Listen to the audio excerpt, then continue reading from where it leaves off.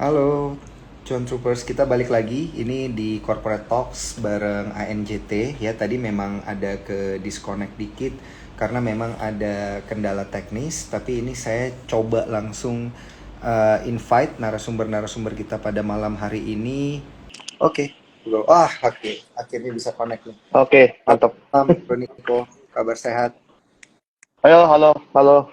Sehat-sehat, bro. Ya, ini pertama kalinya kita Instagram Live ya, Bro Niko ya. Iya, bro.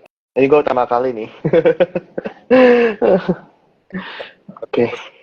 Tapi kita akan berusaha terkoneksi supaya bisa ngobrolnya supaya bisa lancar. Oke, Mm-mm, mm-mm, mm-mm. saya akan invite eh, langsung dari ada Pak Lukas dan juga Ibu Win. Tadi saya udah sempat diskusi-diskusi dikit nih, Bro Niko, Mm-mm, mm-mm, sawit seperti apa gitu. Oke, ini mm-mm, mm-mm. udah sempat diceritain juga. Ini saya coba invite. Oke, langsung untuk ANJ Group ini masih belum masuk. Mungkin bisa. Oke. Tapi sambil saya coba invite, mungkin dari Bro Niko boleh coba ceritakan nggak nih dari sudut pandang riset kita itu ngelihat bisnis landscape daripada industri sawit itu seperti apa ya, Bro? Oke, oke. Jadi ya sawit tuh sekarang kan ada fenomena El Nino ya. El Nino itu one of the current theme for this year, ya kan. Jadi efek El Nino itu banyak orang salah kaprah adalah efeknya tahun ini, tapi bukan, sebenarnya efeknya tahun depan ini gitu. Jadi production-nya itu bakal terkena itu most likely ke depan ini, tahun depan ini. Dan namun sekarang tuh harga CPO itu masih di level ini, terakhir saya cek 11.200 gitu ya, masih belum mengangkat. Soon enough with El Nino harusnya harga CPO bisa kembali naik lagi gitu. Kurang lebih gitu, bro. In general ya. Oh, oke oke oke oke. Kalau kita harganya sendiri ini atraktif nggak sih untuk apa namanya untuk komoditas sawit sendiri begitu, Bro? Sorry, sorry, bro. Ah, ah. Kalau kita lihat dari harga sawitnya sendiri, ini Mm-mm. apakah harga-harga yang cukup atraktif begitu dilihat di dunia industri sawit? Apakah terlalu tinggi harganya atau terlalu misalnya masih terlalu dianggap terlalu mahal jadi nggak atraktif gitu? Gimana nih kalau kita ngelihat harganya? Kalau comparing a few years back, waktu zaman-zaman 2001 ya, kita kan sempat dulu ada export tax, ada levy diimplement sama pemerintah. Dulu itu sangat tinggi ya. Itu karena harga sawit tuh sempat tinggi sekali, 16.000, 15.000. So, sekarang lagi downtrend ya. Jadi obviously margin saya ke hit, tapi at this price sebenarnya margins mungkin katanya udah mulai agak menurun, bro. Jadi kalau bisa mungkin 12.000, 13.000 would be more appealing ya kalau margin-margin buat producer mostly gitu. Oh, oke oke oke. Menarik menarik. Ini saya coba terkoneksi. Oke, kita udah terkoneksi lagi. Halo, selamat malam, Bu Win. Malam, Pak Halo, malam Daniel, Bu. Pak Niko. Baluin. Malam Bu. Ini saya coba Oh, invite Pak Lukas. Sepertinya belum terkoneksi untuk Pak Lukas.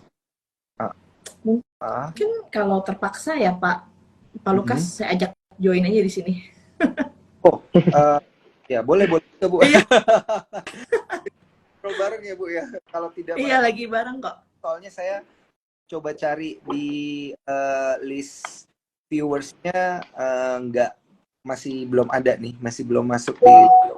Oh mungkin, oh ini udah ada nih, udah ada. Saya udah approve. Udah accept. Setelah ini bisa terkonek. Iya, oke, akhirnya bisa. Halo, selamat malam halo. Pak Lukas. Akhirnya ke satu layar Pak. Malam Pak Lukas. Malam Pak. Selamat malam. Kabar sehat Iya, iya. Pak? How are you, Pak? Eh, kabar baik. Selamat malam para Con Troopers semua. Ya Pak. Dari tadi ini udah rame nih Pak untuk nanya-nanya ke ANJ sendiri potensi seperti apa. Tadi saya sudah sempat tanya ke Ibu Win kinerja produksinya seperti apa di 2023 karena memang ada El Nino ya yang kondisi Betul. cuaca kurang baik gitu ya tidak favorable untuk komoditas sawit. Nah, tadi saya udah banyak nanya Pak, saya serahkan ke Bro Niko nih, bisa langsung bertanya baik ke Ibu Win atau ke Pak Lukas, karena pertanyaan Bro Niko ini tajam-tajam Pak. Susah.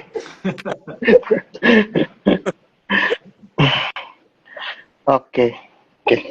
Mungkin Pak, kalau boleh sharing a bit your plantation profile. Sekarang itu age-nya berapa Pak ya? On average ya? Kita usia rata-rata age profile-nya ya. Betul Pak. Age profile kita berada di rata-rata 12 tahun ya. Mungkin silakan Bu Windy yang untuk ini menjelaskan lebih detailnya. Di 13 tahun Pak, tapi kalau sebagai gambaran ya, kita tuh punya perkebunan yang memang sudah mature, itu di area Sumatera Utara, ada 2 perkebunan, terus kemudian juga ada area Kalimantan, itu memasuki masa prime, kemudian di area Belitung, itu sudah masuk mature juga, dan ada yang masih perkebunan muda kami ada di area Papua. Papua. Satu lagi juga masih ada area perkembangan, yaitu di Empat Lawang, Pak. Itu masih dalam tahap land compensation. Oke. Bu, aku mau tanya mengenai El Nino. Kita tahu misalkan Kalimantan kan cukup terdampak ya dengan El Nino. Apakah this is also present in your area, Bu? Kayak Sumatera and Papua misalkan, Bu ya? Apakah juga El Nino berdampak di area-area situ, Bu? Iya. Jadi kita udah satu suara nih Pak Niko. Tadi Pak Daniel sempat nanyakan El Nino seperti apa. Jadi kita udah satu suara bahwa sebenarnya efek El Nino ini kita belum merasakan di tahun ini. Kita akan rasakan mungkin around 1 sampai 2 tahun ke depan gitu. Jadi kalau Bapak bilang dampak, kita nggak memungkiri lah, pasti akan ada dampaknya kepada kita, yaitu dalam bentuk penurunan produksi. Tapi kita juga sudah melakukan langkah-langkah mitigasi Pak, untuk memang mengcounter efek dari El Nino ini. Jadi ada beberapa program yang memang kita sudah jalankan, seperti composting. Kita ada lakukan, kita bangun pabrik composting kita, di mana satu, bisa menghemat kos kita dengan penggunaan pupuk yang lebih murah. Kedua, kita bisa memaksimalkan unsur hara yang diberikan kepada tanaman, Pak. Jadi sudah ada resep yang dikembangkan oleh tim R&D kita, supaya dari composting tersebut bisa memberikan mineral yang sangat diperlukan oleh tanaman. Kedua, kita lakukan program-program regeneratif agriculture. Pak Lukas bisa jelaskan Pak, regeneratif agriculture yang kita lakukan Pak. Ya, jadi mungkin saya mundur satu langkah dulu ya, karena tadi yang ditanya dampak dari El Nino. Kalau dampak dari El Nino-nya, memang benar itu akan terlihat dampaknya 1 tahun kemudian. Dan saat ini yang bisa kita lihat, ini kan El Nino itu dimulai kurang lebih bulan Juli. Jadi kita udah kurang lebih berjalan 6 bulan pasca pertama kali mengalami istilahnya water deficit. Dan sampai dengan kemarin, titik kemarin kan kita ada 2 perkebunan kita yang berdasarkan histori, berdasarkan sejarah, itu rentan terhadap dampak El Nino. Satu tadi Pak Niko udah sebutkan Kalimantan, betul. Kalimantan satu, terus yang kedua Belitung. Nah, yang di 2 area ini, kita dari assessment kita terakhir di awal bulan Desember, produksi kita sampai dengan bulan Maret aman. Aman artinya belum terdampak. Tetapi setelah bulan Maret ini, itu yang harus kita lihat, hati-hati nih. Karena kalau untuk sampai dengan bulan Maret, di pembentukan buah, itu kan kelihatan yang istilahnya black bunch, buah hitam. Nah, black bunch-nya itu, terus kemudian female flowers, sudah female flowers dulu, terus kemudian polinasi, terus menjadi buah hitam, dan buah hitam ini akan berkembang menjadi buah sawit yang matang. Nah, dari sensus yang terhadap female flowers, terus kemudian buah hitam, ini estimasi kita sampai dengan bulan Maret masih aman. Tetapi setelah bulan Maret, ini yang harus kita hati-hati, dan tetapi per saat ini kita masih yakin bahwa apa yang kita intervensi kita lakukan melalui composting, dan juga satu hal juga yang kita lakukan untuk memitigasi dampak dari El Nino adalah menggunakan drip fertigation. Nah, tadi Ibu Windy menyampaikan kita juga ada konsep regenerative agriculture, di mana kita memaksimumkan keseimbangan ekosistem alam. Di mana keseimbangan ekosistem alam ini kan mungkin beberapa dari Cuan Trooper sudah juga pernah baca mengenai rantai makanan gitu. Jadi kita menjaga keseimbangan rantai makanan sehingga mengoptimumkan penggunaan bahan-bahan yang organik, dan tentunya sebagai penyeimbangnya pasti kita nggak bisa menghilangkan 100% unsur-unsur kimia. Pupuk kimia tetap kita pakai, pestisida, herbisida kimia tetap kita pakai. Tetapi sebelum menuju ke arah sana, kita utamakan dulu penggunaan yang berbahan organik supaya struktur dari tanah tersebut itu bisa terjaga strukturnya. Terus kalau tanah yang baik itu bisa menahan atau mempertahankan moisture, kelembapan air di tanah tersebut. Dan satu hal juga yang mungkin berbeda dari perkebunan lainnya adalah pembangunan waduk penyangga air kita. Seperti di Ketapang, kita infrastruktur untuk waduk penyangga untuk air, dan juga kita gunakan sebagai infrastruktur pencegah kebakaran. Investasi kita sekitar $4 juta. Oke, noted Pak.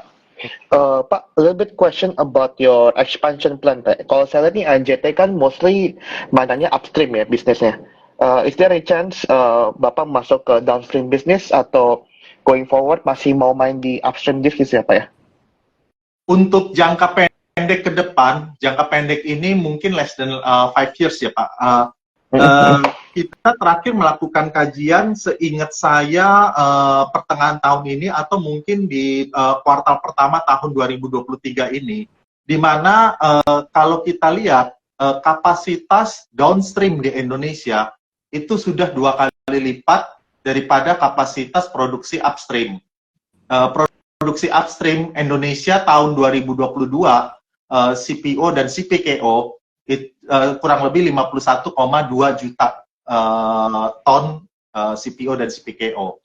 Tetapi kapasitas refinery, olein dan sebagainya termasuk juga biodiesel sekitar 100 juta. Artinya kan terjadi perang nih untuk mengejar supply. Nah, jadi kita melihat dari sana sebaiknya kita saat ini untuk short term ke depan sambil tentunya kita akan tetap terbuka melihat peluang-peluang, tetapi kita belum ada rencana untuk masuk ke downstream dengan kondisi yang ada seperti ini.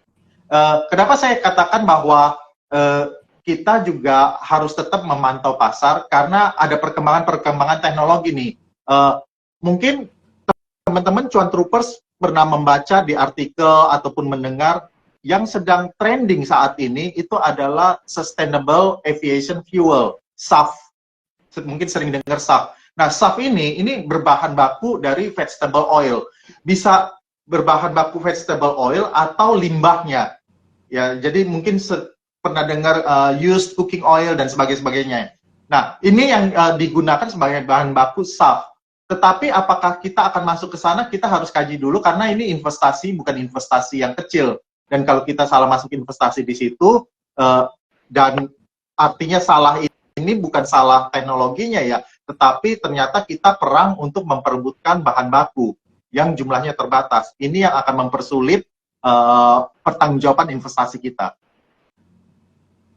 Oke Pak. Kalau tadi kan kita udah paham Pak ya, kita for the next 5 years most likely kita bakal main di upstream. If that's the case, kira-kira kita akan ada perluasan planted area nggak Pak? Dan kalau if that's so, capex-nya kita expect berapa Pak ya going forward Pak ya? Ya, perluasan area kita, jadi mungkin kalau saya secara general pertumbuhannya ya Pak Niko, karena kan yang paling penting bagi para investor adalah pertumbuhannya. Pertumbuhannya akan berasal dari 2 mesin. Satu adalah dari replanting. Replanting ini kan menggantikan tanaman-tanaman tua dengan genetik materials yang lebih baru, di mana yang saat ini kita lihat salah satu hal yang tadi saya sampaikan, kita melihat bahwa sampai dengan bulan Maret belum ada dampak karena cukup banyak area yang kita sudah lakukan replanting, kurang lebih 10.000 total sudah kita replanting, di mana 4.000-nya itu sudah udah mature. Nah, terus kemudian engine growth yang kedua itu berasal tadi Ibu Windy menyampaikan kita ada area yang sedang dalam proses pembebasan lahan dan rencananya tahun 2024 ini sudah dianggarkan untuk mulai new planting, yaitu yang berada di Sumatera Selatan. Kita sudah anggarkan, tetapi kita tidak langsung bisa serta-merta langsung, walaupun kita sudah kompensasi, tidak bisa serta-merta kita buka. Karena teman-teman Cuan Troopers juga tentu sudah mendengar bahwa pemerintah Indonesia ini kan sudah melakukan moratorium. Moratoriumnya ini untuk area-area yang baru. Tetapi bagaimana dengan area-area yang sudah memiliki izin? Area-area yang memiliki izin tetap diizinkan untuk melakukan pengembangan, tetapi dari kerangka misalnya seperti kerangka RSPO, International Sustainability Standard tersebut, ada protokol-protokol yang lebih strict, jadi harus melalui beberapa kali review.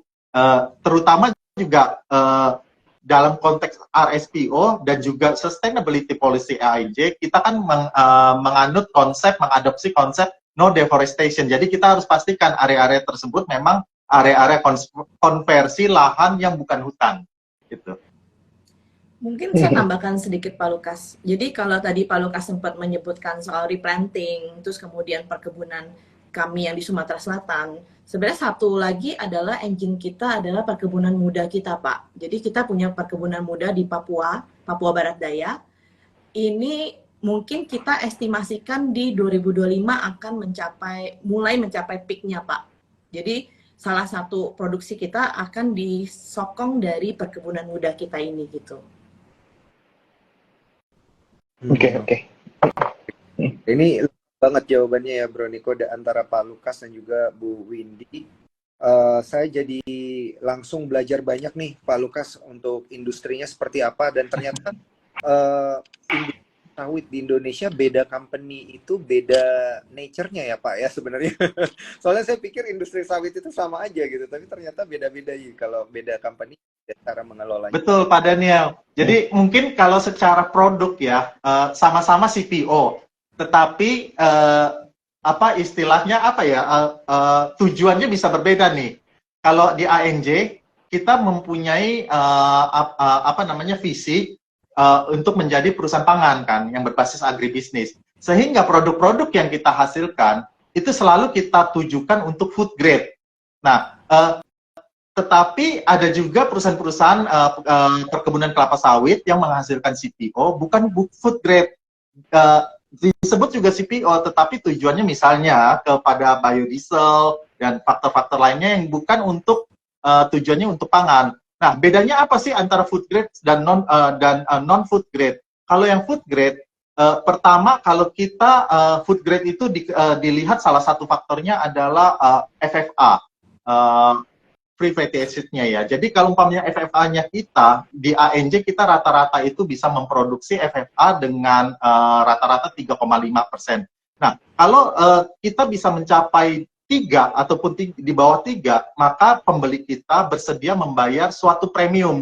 Kalau harga CPO kan harga komoditi, yang tadi Pak Niko udah sebutkan harganya berapa itu ya. Nah, itu adalah harga komoditi, tetapi kalau umpamanya kita bisa mencapai high quality CPO dengan FFA 3 ataupun di bawah 3, maka ada premium. Dan perkebunan kita yang satu di Sumatera Utara, terus kemudian yang selalu konsisten juga itu Belitung, dan terakhir ini yang mulai juga bisa mencapai di bawah 3 itu adalah yang di Kalimantan. Ini berhasil mendapatkan premium-premium tersebut. Di luar dari premium ini, mungkin tadi saya kan ada sebut mengenai RSPO. Apa sih manfaatnya RSPO? Pembeli-pembeli kita yang perusahaan-perusahaan internasional ini juga bersedia membayar suatu premium karena sustainability certification ini. Jadi itu mungkin kurang lebih bedanya gitu Pak Daniel.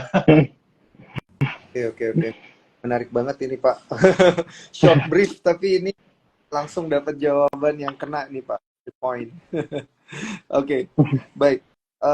Untuk teman-teman Cuan Troopers yang ingin bertanya, jangan lupa masukkan ke kolom question and answer yang kita masih tunggu pertanyaan menariknya. Tadi ada yang tanya tentang lowongan kerja, itu nanti jawabnya belakangan ya. Banyak yang tarik ini langsung Pak untuk bergabung ke grup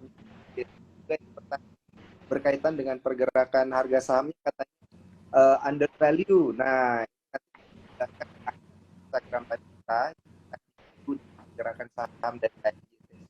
Nah, pasti dibilang undervalue dan juga potensi-potensi support dan resistennya nanti akan dijelaskan di sana. Namun demikian, jangan lupa teman-teman sebelum HKANJT ya, disclaimer on, nanti belinya pakai aplikasi spot, daftarnya via ifom.sukorsecuritas.com. Oke, saya serahkan kembali ke Nico untuk pertanyaan selanjutnya, silakan. Ya, Pak, mungkin a little bit of question ya. Mungkin saya juga ada view ya about CPO prices going forward gimana. Tapi just curious sih, dari view ANJT sendiri, CPO kan sekarang edible oil saya lain juga agak rendah ya sekarang. Edible oil lain rendah, namun kita ada support ya, maksudnya mungkin harga bisa pick up karena adanya resiko El Nino Pak ya. Jadi gimana Pak, what will you see going forward? Harga CPO itu, do you think is going up or down Pak? And if so, why Pak? Ya, jadi pertama memang faktor yang sangat dikhawatirkan ini adalah El Nino. Dan kondisi El Nino ini saya katakan tahun ini sangat aneh. Umumnya kalau El Nino di belahan dunia Indonesia sini, maka cuaca basah di benua Amerika. Tetapi kali ini kita mengalami El Nino kurang lebih periodenya sekitar mungkin 5 bulan ya. Tetapi di Amerika juga mengalami cuaca kering, itu yang agak anomali. Nah, terus kemudian setelah El Nino di Indonesia reda, ini kita mengalami curah hujan yang lumayan dahsyat nih. Itu jadi, tetapi dampak dari El Nino bukan dihitung dari jadi sekarang kita mengalami curah hujan yang tinggi, terus dampak El Nino hilang. Enggak begitu. Karena kita sudah mengalami water deficit selama periode 5 bulan. Itu pasti akan ada dampaknya, tetapi bagaimana dampak tersebut dikurangi, dampaknya, risikonya, mitigasinya bagaimana, ini yang akan kita lihat di tahun 2024. Jadi betul, dampak El Nino itu suatu faktor yang perlu diperhatikan. Kalau kita kilas balik 10 tahun terakhir, dampak dari El Nino itu berkisar terhadap industri 5% sampai 10% penurunan produksi. Nah, akan tetapi berdasarkan pengalaman 10 tahun terakhir juga, pada saat terjadi penurunan produksi, kenaikan harga jauh lebih dahsyat. Nah, ini yang kita perlu lihat untuk 2024, karena dampak cuaca kering juga di Amerika, bagaimana dampak terhadap global supply dari vegetable oil. Itu yang satu. Terus kemudian yang kedua, faktanya kan sampai sekarang pemerintah Indonesia moratorium nih. Nggak ada lahan sawit baru yang diizinkan. Jadi ini juga akan memperparah, padahal kebutuhan vegetable oil naik terus nih. Ini yang akan membuat stres balance antara demand dan supply. Terus kemudian yang ketiga, renewable biodiesel mandat segala macam itu ya, itu kan terus naik. Dan pagi ini saya membaca satu artikel import CPO oleh Amerika. Jadi ini bukan negara pengekspornya tidak dibahas, bisa Malaysia, bisa Indonesia. Tetapi negara pengimportnya yaitu US ini naik terus nih jumlah ininya importnya. Dan di US digunakan sebagai energi juga di situ. Nah, jadi ini faktor-faktor yang suportifnya. Nah, faktor yang mungkin akan bisa menjadi penghalangnya atau ini dampak yang membuat kinerja dari emiten sektor perkebunan sawit juga terdampak. Ini berapa besar dampak dari El Nino ini terhadap produksi. Mudah-mudahan dampaknya tidak signifikan. Tetapi kalau dampak tidak signifikan juga biasa harga juga nggak akan bergerak banyak. Tetapi kalau pengalaman sebelum-sebelumnya dampak El Nino seperti ini bisa 5-10% terhadap total global industry ya. Interesting point sih Pak, interesting. Kira-kira Pak,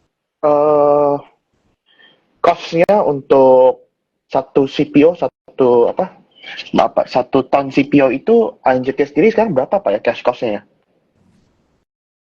ya? 370. $370 Pak? Iya. I see, I see. Berarti with El Nino itu bisa meningkatkan lagi ya actually sebenarnya. Um, little bit question Pak, mungkin kalau saya boleh tanya Pak, uh, demand Pak, sorry, demand about CPO Pak, itu sekarang itu mostly kemana Pak ya? Kan tadi we have talk about biodiesel ya Pak. B35 baru saja di fully implemented ya Pak ya. Sekarang tuh kira-kira kalau kita bagi pizza nih Pak, 100% nih Pak ya.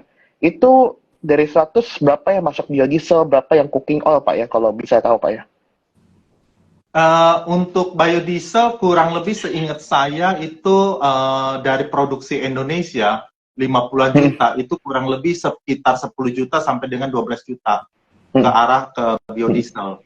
Tetapi kalau untuk seluruh dunia saya nggak ingat datanya, Pak Niko. Terus kemudian mungkin yang akan lebih menarik dari apa istilah Pak Niko ini dari pizzanya ya, pie chart ini negara-negara yang konsumsi terbesarnya itu mana saja.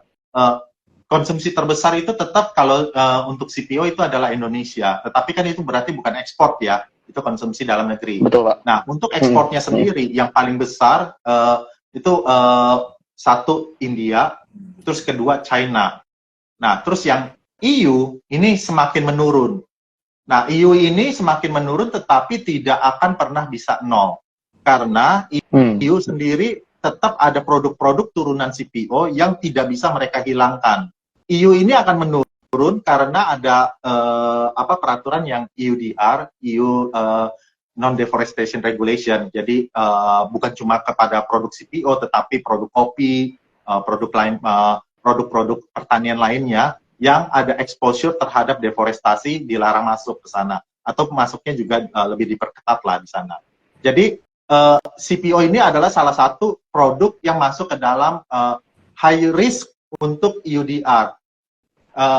Untuk ANJT sendiri, kita tahun 2020 akhir telah menandatangani fakta dengan para petani kita, di mana kita minta komitmen mereka untuk tidak merambah hutan. Kalau mereka merambah hutan, membuka lahan sawit, maka kita akan stop pembelian dari mereka. Nah, kita tidak tahu waktu itu bahwa akan ada EUDR. EUDR sendiri diterbitkan di tahun 2022 akhir atau 2023 awal. Nah, di EUDR tersebut, cut-off-nya adalah 1 Januari 2021. Jadi ya kurang lebih kita, ANJT kita save by the bell gitu. Kita tidak tahu, bukan ahli nujum waktu itu, tetapi kita udah terapkan hal itu kepada para supplier kita dan kita save by the bell. Tetapi apakah kemudian penjualan ANJT akan aman ke EU? Ya tentunya tidak bisa kita katakan 100% aman. Karena kan produk kita dijual sebagai produk turunan CPO bersama-sama dengan perkebunan lainnya.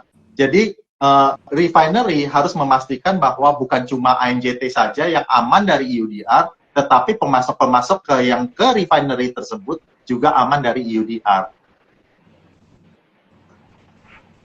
Oke Pak. Pak, kalau tahu Pak, Bapak kan ini banyak sekali talk about EU, dan EU itu ada edible oilnya sendiri Pak, dan they have there ada rapeseed oil, betul Pak ya? Betul. Nah itu kira-kira dynamics-nya berdampak besar nggak Pak ya ke harga CPO, especially ya kalau misalkan itu kan kayak substitute product gitu kalau dilihat ya Pak gitu. Substitute product betul Pak, tetapi apakah mampu sebagai substitusi? Saya berani katakan tidak. Jadi produk yang saling head to head, jadi kalau umpamanya harganya bergerak, harga CPO juga terpengaruh, itu adalah soybean oil. Karena jadi produk minyak nabati ini yang paling besar itu CPO, terus kemudian soybean oil. Terus kemudian yang ketiga, tetapi gapnya jauh, itu adalah sunflower oil.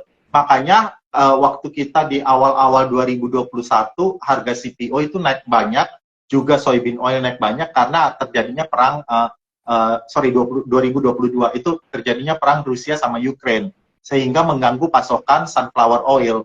Tetapi sunflower oil itu sebenarnya kontribusi terhadap pasar minyak nabati tidak besar. Understood Pak. Karena emang seingat saya juga emang CPO tuh yield-nya paling efisien Pak ya. Correct me if I'm wrong Pak, benar Pak ya? Betul, betul sekali. Jadi 1 hektar menghasilkan CPO-nya, menghasilkan minyaknya kurang lebih 4 ton. Nah, pesaing yang terdekat itu adalah soybean oil, di mana kebalikannya 4 hektar menghasilkan 1 ton oil gitu. Iya Pak. Pak, mungkin boleh cerita a bit Pak about your other business Pak. Saya lihat ada beberapa bisnis lain ya, energy business, ada edamame bahkan Pak ya. Mungkin boleh diceritain ke contoh a bit Pak about your other business Pak. Oh iya, silakan Bu Windy untuk sagu dan edamame. Nanti saya tambahkan.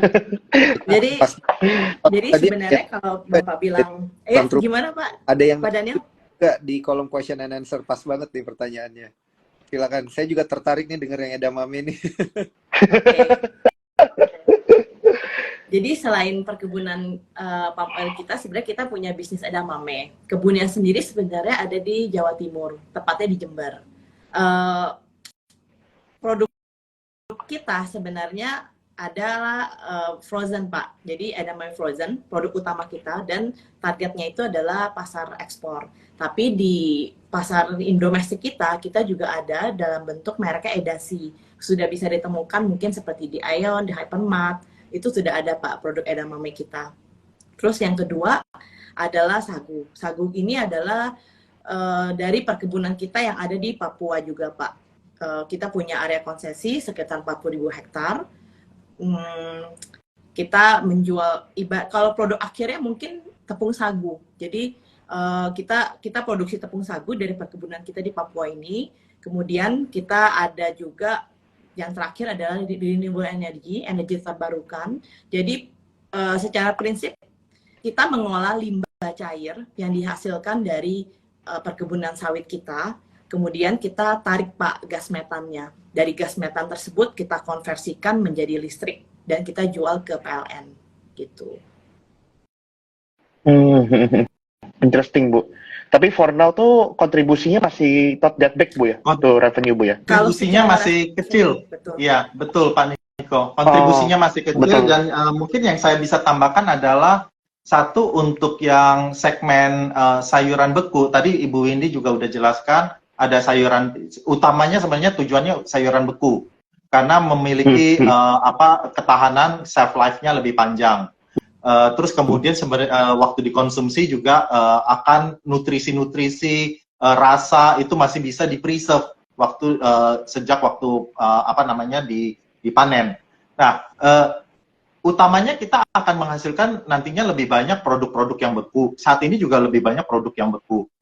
Terus kemudian kita mengembangkan strategi kita untuk membesarkan produk sayuran beku ini. Pasar yang kita kembangkan ini udah merambah. Selain awalnya kita Jepang, karena saat ini kita produksinya edamame. Jepang itu adalah pasar yang terbesar untuk edamame, tetapi sekarang kita udah merambah ke Asia Tengah. Terus kemudian di pasar domestik juga ternyata besar sekali pasar domestik. Dan juga kita ada istilahnya kan namanya produk pertanian, pasti ada yang tidak memenuhi standar untuk dijual sebagai ekspor ataupun dalam kemasan. Nah, produk-produk yang off-spec ini yang kita olah untuk meng-create value added seperti tepung edamame gitu, yang bisa digunakan untuk produk-produk yang saat ini kita perkenalkan di pasar itu Edasi Bar. Jadi merek yang kita gunakan di semua produk kita itu adalah Edasi gitu. Nah, terus kemudian untuk yang tepung sagu sendiri, ekstraksi tepung sagu ini merupakan suatu tantangan yang berat bagi kita. Sejak awal kita beroperasi di industri sagu, ini kita masih rapornya kita merah. Nah, tahun lalu, tahun 2022, kita dari segmen sagu ruginya sekitar 5-6 juta dolar. Tetapi tahun ini kita berhasil bisa tekan turun dari 6 jutaan dolar menjadi sekitar 4 jutaan dolar, dan estimasi kita tahun depan mudah-mudahan bisa turun, target kita bisa turun lagi ke 3 juta dolar. Faktor-faktor yang bisa membantu kita menurunkan kerugian-kerugian operasional ini adalah efisiensi dari sisi operasional dan juga efisiensi dari bukan cuma efisiensi tetapi efektivitas dari mesin-mesin produksi. Yang saat ini akan kita fokuskan setelah efisiensi dari mesin-mesin produksi, yang akan kita fokuskan lebih ke arah memanen batang-batang sagu dengan kualitas yang tinggi. Kita beroperasi di area hutan alam, jadi kita tidak menanam tanaman sagu tersebut. Artinya, dengan kondisi hutan alam, maka variasi dari kualitas batang sagu tersebut tidak bisa kita yang atur, itu udah dari alam. Jadi kita harus bisa mengatur mana yang harus kita bisa panen.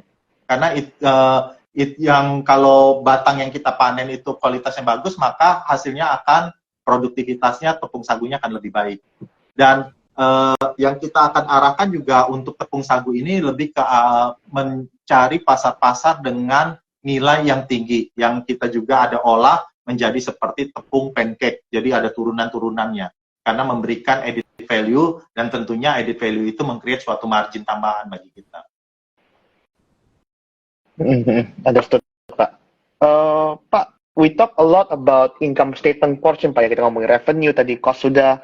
Mungkin aku mau masuk sedikit about balance sheet ya, jadi kita ngomongin about capital structure. Ini dari saya punya pengalaman, Pak, analisa perusahaan CPO itu usually kalau age-nya masih muda itu leverage-nya tinggi, ya kan?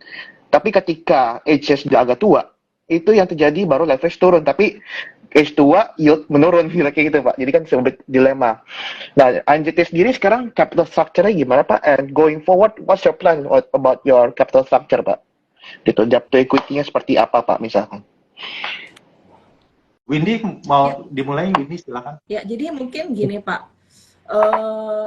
Kita mulai dari debt to equity ya. Jadi debt to equity Boleh. kita masih rendah, Pak, di 0,34. Jadi masih di bawah 1 ya. Jadi masih aman, Pak. Terus kemudian tadi saya tertarik waktu Bapak bilang dilema ya gitu. Jadi mungkin yang bisa kita sampaikan bahwa salah satu program strategis kita adalah memang replanting, Pak. Dan itu saya setuju, itu merupakan sebuah keputusan yang dilematis untuk kita. Karena ketika tanamannya tua, kita harus tumbangkan, tanam ulang, kita kehilangan uang kan. Potensinya masih ada, revenue kita hilangkan. Tapi kalau kita tungguin sampai dia benar-benar tua, nanti produktivitas akan menurun. Oleh karena itulah kita masuk ke dalam proyek strategis kita, yaitu melakukan replanting secara regular, Pak. Jadi setiap tahun kita akan melakukan replanting sekitar 1.700-1.800 hektar, Pak. Dengan begitu kita akan memaintain umur kita akan di rata-rata sekitar 12-13 tahun gitu. Jadi saya rasa kalau memang kekhawatiran Bapak mengenai leverage kita, saya rasa itu juga menjadi salah satu memang yang kita monitor oleh manajemen. Debt kita masih bagus dibandingkan dengan equity kita gitu. Iya. Yang bisa saya tambahkan ini juga, Pak Niko, ANJ ini salah satu perusahaan perkebunan sawit yang sangat terdepan dalam praktek-praktek sustainability. Jadi praktek-praktek sustainability yang kita hasilkan ini bukan tanpa manfaat gitu. Loans-nya kita, pinjaman-pinjaman kita dari bank, sebagian besar sudah kita konversi menjadi sustainability link loan. Artinya loan yang dihubungkan dengan kinerja-kinerja sustainability. Pada saat kita mencapai satu KPI yang sudah disetujui dengan para lenders kita mendapatkan diskon pengurangan suku bunga yang sudah disepakati di awal gitu. Jadi manfaatnya bagi bank juga, karena mereka kan bank ini juga ditargetkan oleh OJK, ditargetkan juga oleh headquarters-nya mereka untuk memberikan pinjaman-pinjaman yang lebih sustainable, lebih green gitulah ininya. Dan ANJ kita meleverage dari kinerja kita di bidang sustainability untuk juga membantu mengurangi beban dari pinjaman-pinjaman ini.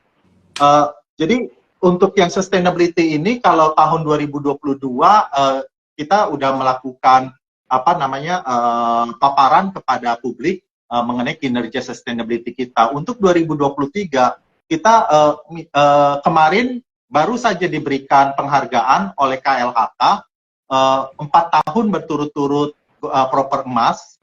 Jadi kita mendapatkan 2 proper emas, yaitu yang di Belitung dan Sumatera Utara, untuk Belitung 4 tahun berturut-turut, yang di Sumatera Utara ANJ Agri itu 3 tahun berturut-turut, terus kemudian juga 2 proper hijau untuk yang di Kalimantan dan juga Sumatera Utara 2. Untuk yang proper emas sendiri, ANJ sampai saat ini merupakan satu-satunya perkebunan kelapa sawit yang berhasil memperoleh proper emas. Dan di sisi lain juga untuk yang kinerja spot, kita juga mengalami perbaikan dibandingkan tahun lalu. Terus kemudian juga dari untuk yang ESG rating Sustainalytics, ini yang sedang dalam proses, dan kita harapkan akan segera finalisasi di awal 2024. Satu hal lagi kinerja yang sangat membanggakan di kita itu adalah corporate governance, di mana berdasarkan Asia Corporate Governance Scorecard, peringkat ANJ ini naik ke peringkat yang tertinggi, yaitu level 5, karena kita berhasil membukukan skor 100 lebih, sehingga kita masuk ke peringkat 5, artinya itu leadership di dalam praktek-praktek corporate governance. Nah, hal-hal ini yang kita leverage juga, kita gunakan untuk diskusi dengan bank untuk mendapatkan tingkat bunga yang favorable. Karena kan ini bukannya artinya risiko kepada lenders ini juga lebih rendah. Menarik Pak, menarik. Sustainability link bond Pak ya, itu lebih cheaper. If you can give me a little bit color Pak, emang bedanya berapa Pak diskon yang dikasih itu dengan bonds misalkan yang biasa ya, if you were to use normal bonds, cost of debt-nya berapa, sama sustainability link bond gitu Pak, itu diskonnya bisa berapa Pak itu? Diskonnya itu bisa 0,25% di dalam konteks kita ya, mungkin perusahaan lain bisa berbeda. Saya dengar ada yang lebih rendah gitu, tetapi mungkin itu case by case ya, tetapi kalau di kita itu bisa sampai 0,25%, dan dengan 25 basis point tersebut, saving yang bisa kita peroleh itu hampir 400.000 US dollar. 400.000 US dollar. And which is cost of debt-nya berapa tuh Pak? Cost-nya jadinya Pak? Maksudnya dalam persentase ininya ya, cost of debt-nya ya. Kita rata-rata sekitar 6% ya, Windy ya. Kalau misalnya kita mungkin dibedain ya, kalau rupiah kita dapat di 8,13%. Kalau dolar, dolar masih di 5-6%. Gitu. Ya, jadi blendednya kurang lebih sekitar 6% kita. 6%? 6% is really good Pak, amazing Pak. Iya, dan 6% ya bagus, tetapi naiknya udah lumayan tinggi ya, karena kenaikan suku bunga dunia. Iya, setelah naik Pak ya. Iya, dan yang kita juga berupaya meredam untuk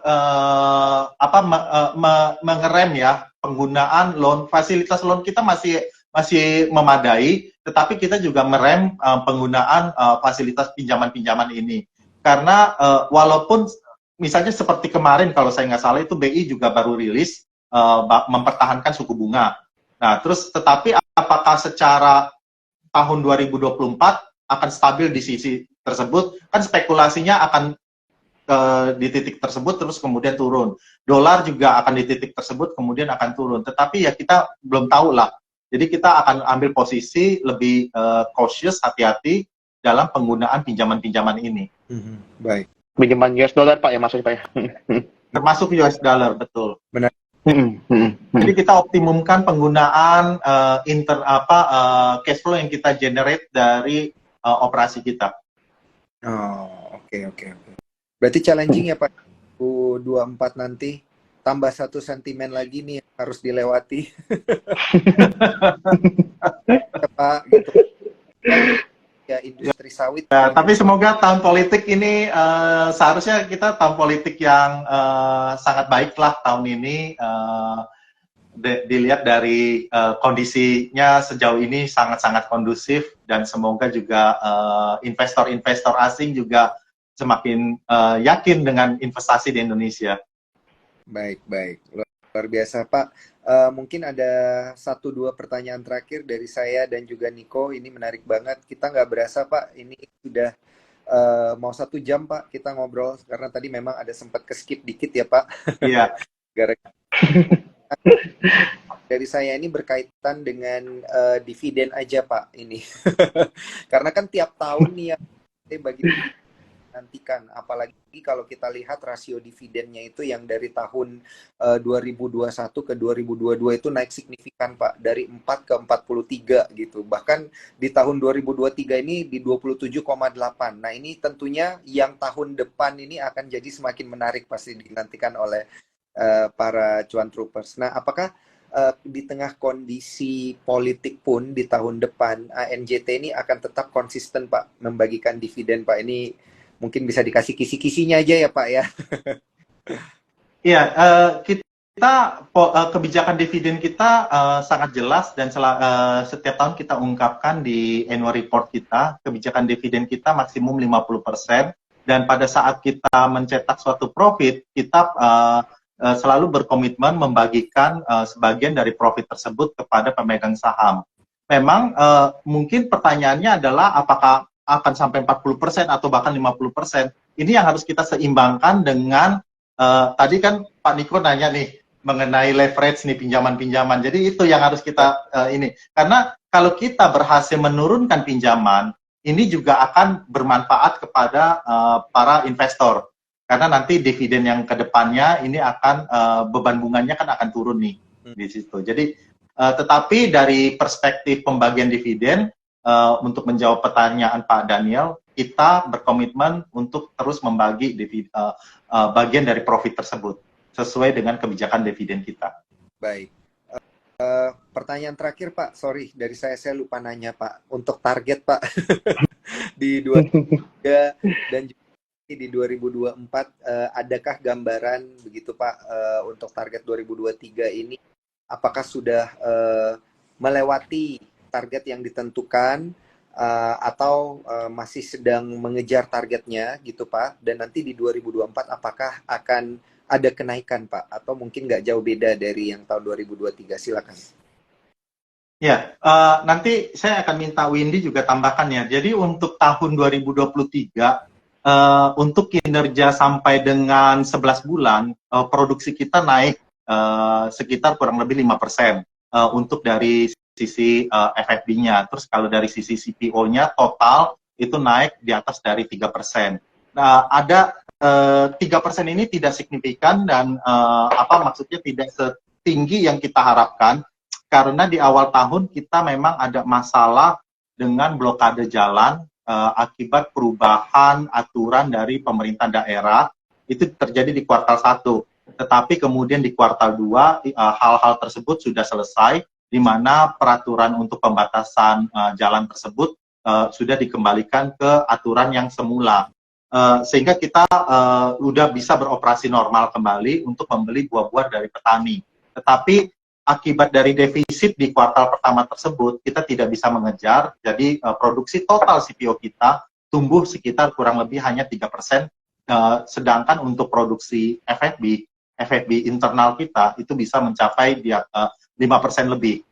Sampai dengan akhir tahun 2023 diperkirakan juga akan berkisar di 5% untuk FFB tersebut. Penjualan juga kurang lebih sekitar 4% sampai dengan 5% penjualan pertumbuhannya dibandingkan tahun lalu.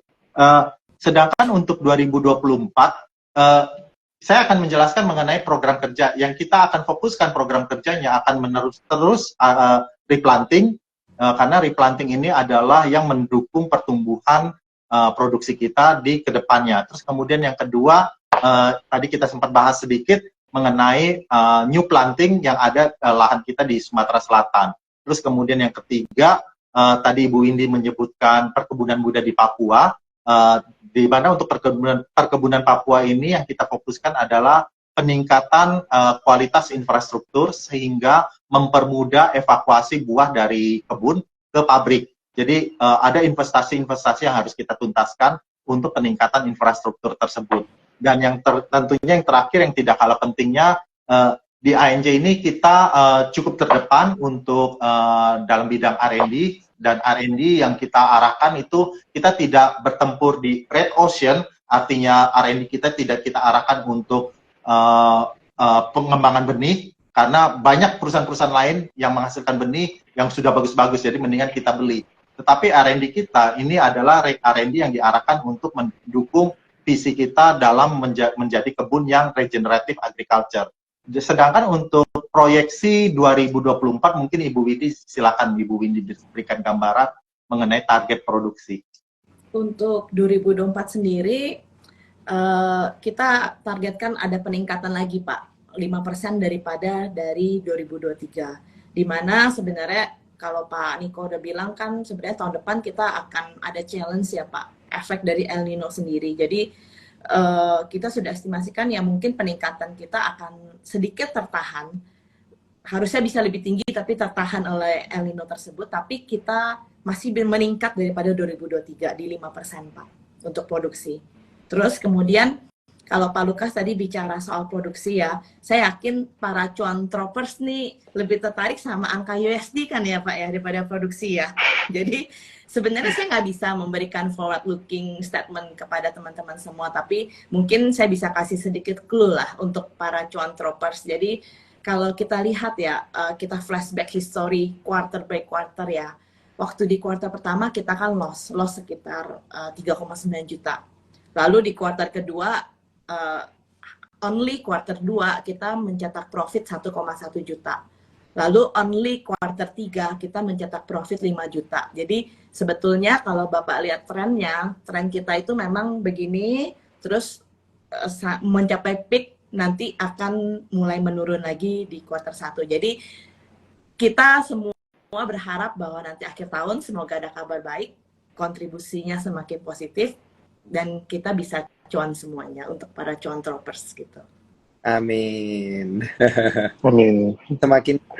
Semakin gede bottom line profit, kata Pak Lukas ada 40-50% untuk dividen ya. Wah ini menarik banget ini untuk para tropers gitu ya, untuk mengakumulasi, karena kalau kita lihat pergerakan harga sahamnya hari ini tutup di 715 ya, dan untuk year to date high-nya ini juga luar biasa, ada di kisaran nyaris bahkan lebih dari 1000-an ya. Jadi memang kalau kita lihat dari pergerakan harga sahamnya pun fluktuasinya juga menarik untuk diperhatikan oleh para cuan troopers. Tadi ada yang bilang under value ya, kalau dilihat dari pergerakan year to date-nya ya, ada potensi juga untuk kembali lagi menyentuh level year to date high-nya tentunya, karena kalau kita ngelihat ini dari indikator RSI belum ada indikasi overbought atau jenuh beli, jadi ada kemungkinan besar memang para investor juga masih tertarik untuk memperhatikan emiten ANJT, dan juga dari sisi bandarmologi ya. Jadi jangan lupa teman-teman cuan troopers, di aplikasi Spot itu ada yang namanya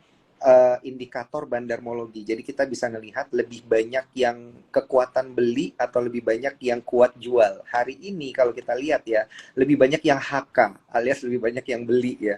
Jadi nanti bisa dilihat aja di aplikasi Spot by Sukor Sekuritas. Ini mengindikasikan memang para investor nih lagi favorable nih ya, lagi milih emiten-emiten seperti ANJT untuk di HK atau untuk dibeli gitu ya, hajar kanan gitu kalau kata-kata para cuan troopers. Jadi disclaimer on untuk para cuan troopers, dan tentunya saya ingin mengucapkan terima kasih untuk Pak Lukas dan juga Ibu Windy atas waktunya udah sharing-sharing bareng saya dan juga Bro Niko pada malam hari ini. Thank you banget Pak atas waktunya ya Pak, dan juga semoga target.